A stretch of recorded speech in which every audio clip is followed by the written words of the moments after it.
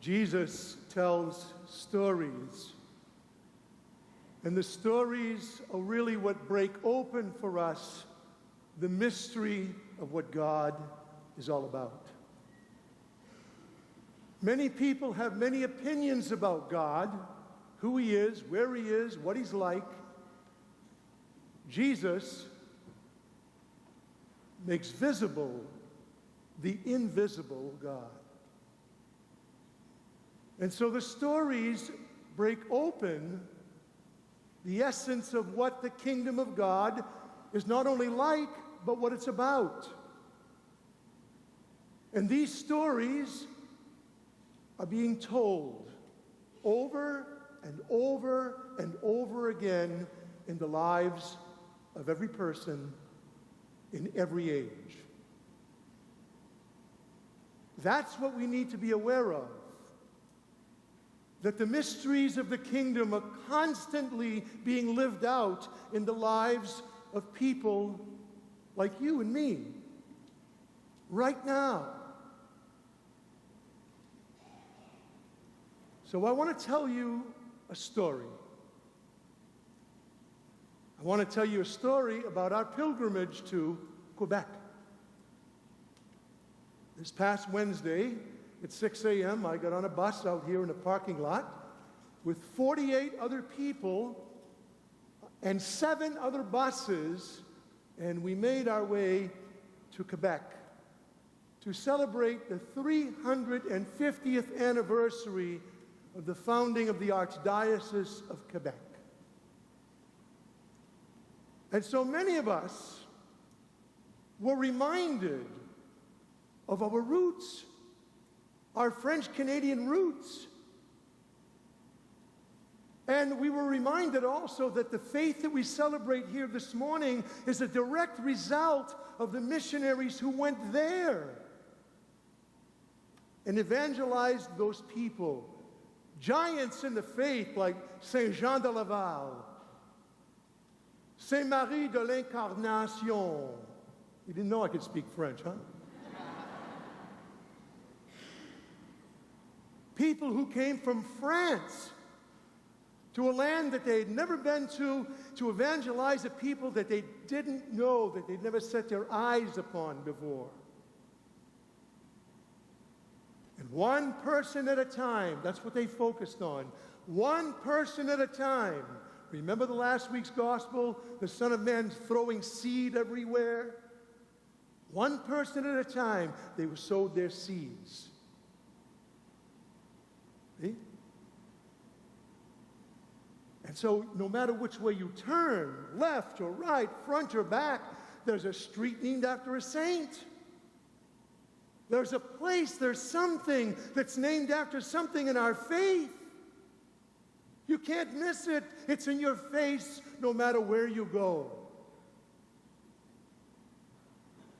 But I'm playing this pilgrimage back, see, in my mind like a movie.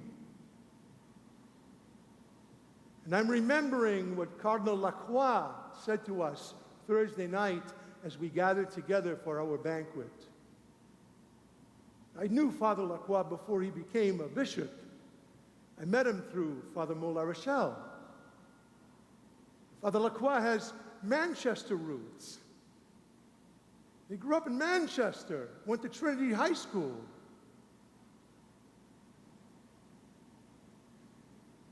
Became a priest, and God tapped him.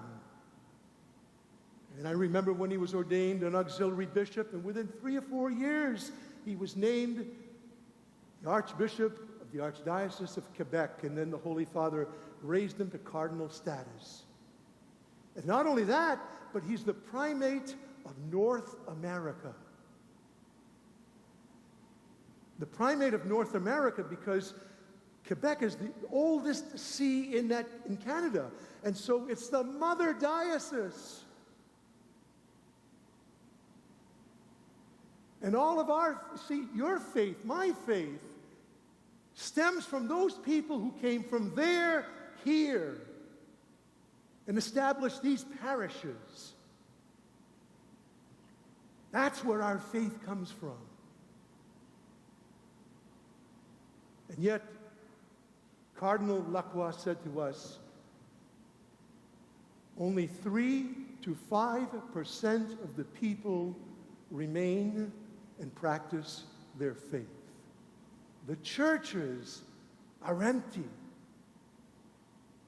And so I was mindful of the gospel this morning, that although the Son of Man was throwing seed everywhere, see, there was someone else in the field who was sowing seed too. And over the last 50 years, that seed has sprouted. See? Seed has sprouted. However, Wednesday night, see, I'm playing this movie back. Wednesday night, we all gathered together. 28 priests from our diocese, along with our bishop, and almost 450 pilgrims from the Diocese of Manchester. And we processed down through the streets of the old city of Quebec. And as we are processing, we're led by our bishop and these 2 giant puppets of Saint Jean de Laval, Marie de l'Incarnation. See? And I see our bishop, see?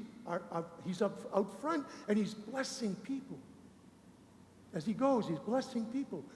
And so I see people, see, and you need to know, there was no inappropriate mocking, no inappropriate yelling or language, see?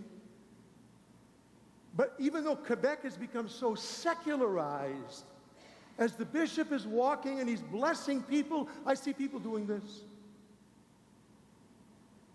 Now we're praying the rosary and we're reciting Hail Marys, and then on the sidewalk I see people praying Hail Marys with us. You know what that told me? There's good seed there. There's good seed there. The seed of faith was planted there. And even though they may not be in church, and even though Quebec has become very secularized, there's good seed there. That's the mystery. That's the mystery, if you paid attention in the gospel this morning. The mystery is that God allows good and evil to grow together in the same soil. Each receives the same nutrients from the soil, the weeds and the wheat. Now, there are 2 different kinds of reactions.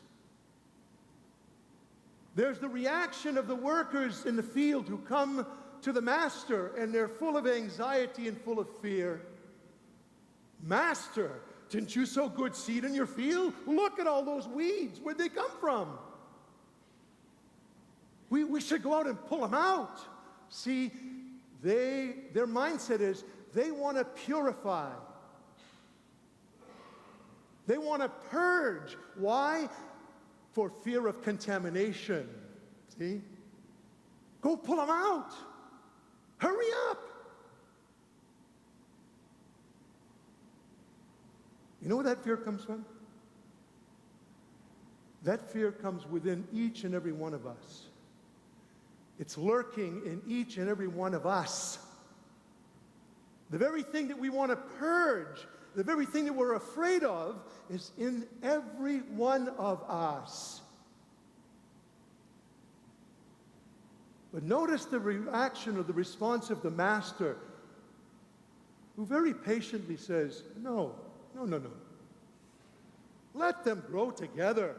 Be patient. Wait. Why? Because only the master knows the outcome of the harvest. But the master also knows something that the workers don't understand. They're not able to judge properly. You see, the weeds that Jesus is talking about in the gospel this morning is a weed called darnel. And a very interesting thing about darnel is that in the initial growing stages, it looks just like wheat. It looks just like wheat. And so I'm playing back the movie in my mind, you see, because this was the second time I'd been to Quebec. The first time I went to Quebec was when none of this was important to me. None of it. Now, I'm a cradle Catholic. I went to Quebec when I was in college. I went for the Winter Carnival. I had so much fun, my car got towed. I parked it in front of the Chateau Frontenac, and I had to beg, borrow, and steal to get money to get my car back. I won't tell you the rest of the story. It doesn't matter. Or you can finish it for yourselves. But you know something? What if someone had looked at me and said, there's a weed that needs to be pulled out? I could never be standing here this morning with you, celebrating our faith, celebrating Eucharist. You see? I could never be here. And so the truth of the matter is that the harvest reveals. See, the final growing stage reveals, because the wheat produces its fruit and the weeds produce its fruit. And by the way, while we're talking about good seed, I want to talk about Catholic schools. This is important. You know, Catholic schools, a lot of you, how many of you went to Catholic school? Raise your hand. See that? That's where the seed was planted. That's where the seed of your faith was planted, and it was nurtured. And you know what happened when you got to be, but you remember when you were 18 years old, Donald? Yeah. I saw you in Quebec the first time I was there. Yeah, see? That's true of every one of us. We all strayed. We all strayed. Yes, Mother, you too.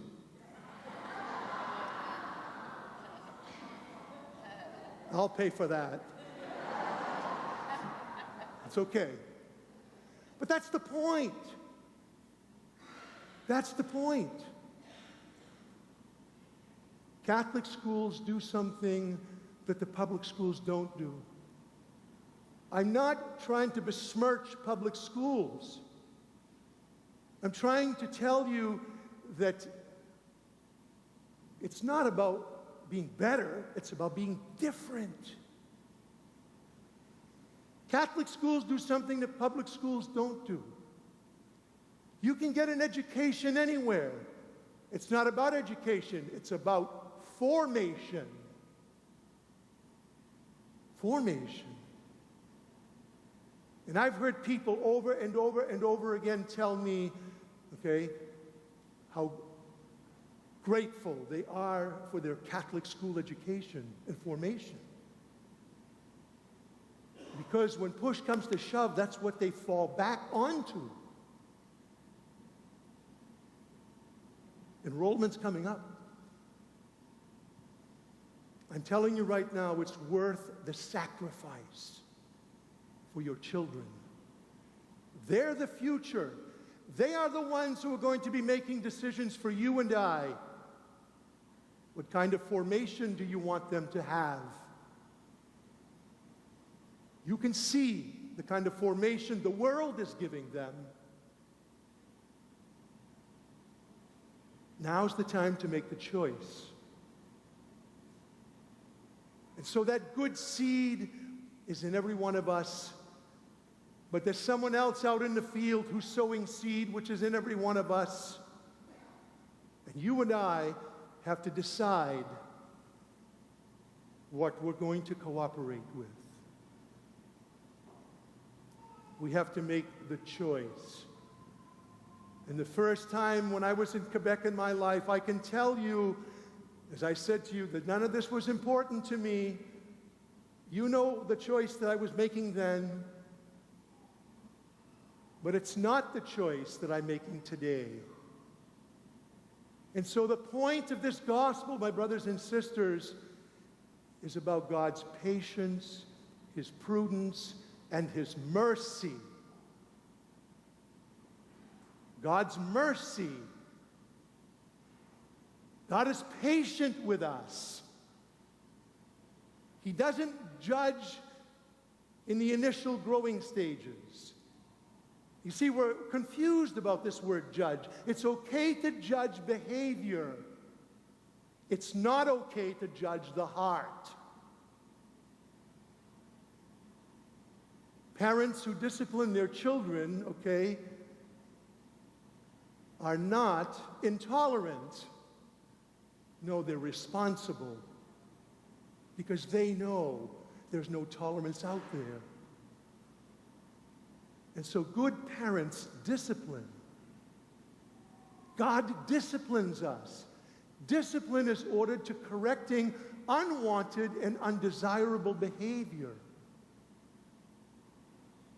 Punishment is about instilling fear and pain in people.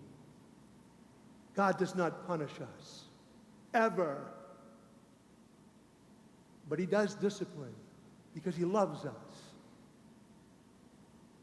And so the whole point and the heart of this gospel, my brothers and sisters, is to understand that you and I, you see, are in that field of the world, and that the Son of Man is throwing good seed everywhere. But someone else out there is throwing seed too. And God is patient and is willing to wait until the harvest so that you and I will reveal our true nature. We reveal our true nature. I brought this book. It's called Mercy. I'm reading it right now. It's by Cardinal Walter Casper. And I have to read just a little bit of it at a time because I got to stop and I got to think about what he's saying so that it sinks in. There's so much, it's so rich. And so I want to share with you a little nugget, okay? Something I read last night.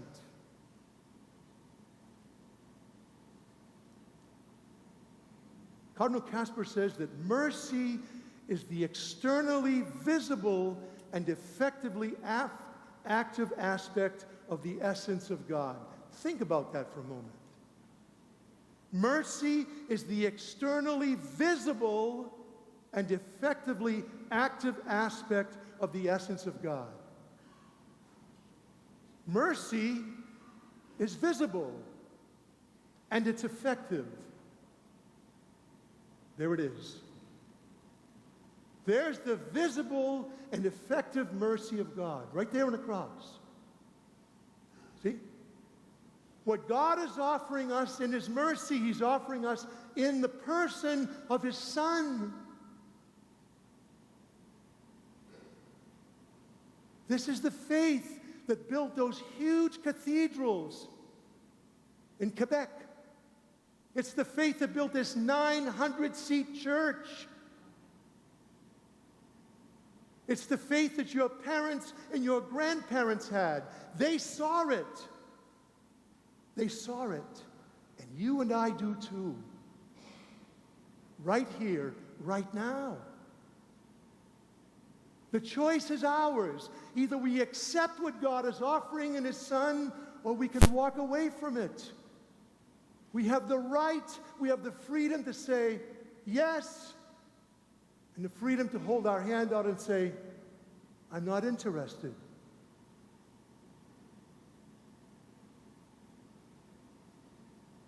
Mercy is the externally visible and effectively active aspect of the essence of God, who is love. Mercy expresses God's essence, which graciously attends to and devotes itself to the world and to humanity in every new ways in history. Not just when Saint Jean de Laval and Saint Marie de l'Incarnation came to Quebec and evangelized, right here, right now.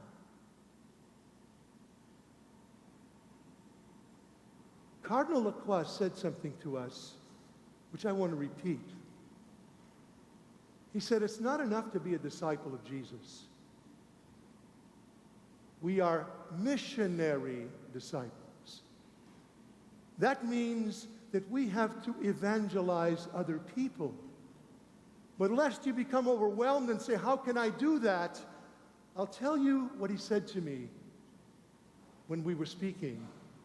He said, Paul, I can only do what I can do. I focus on one person at a time. One person at a time. We are missionary disciples. And so then he said, stand up.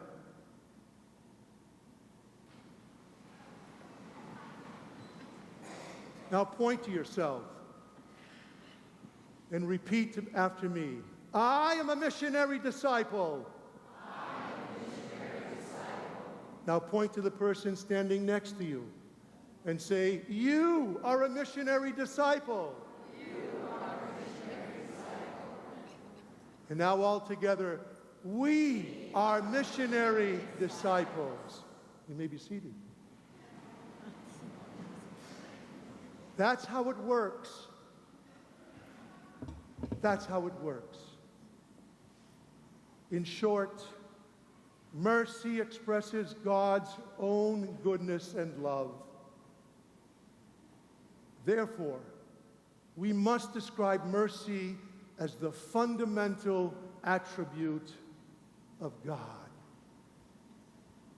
A good tree does not bear bad fruit, and a bad tree does not bear good fruit. No one gets to judge you and tell you that you're a bad tree. Don't be too premature and convince yourself that you're a good tree, because the harvest isn't here yet. The fruit determines which kind of tree you and I are. And the fruit is determined by what you and I cooperate with. Grace is actively present in all of our lives right now. But my brothers and sisters, so is sin. We have the freedom to choose.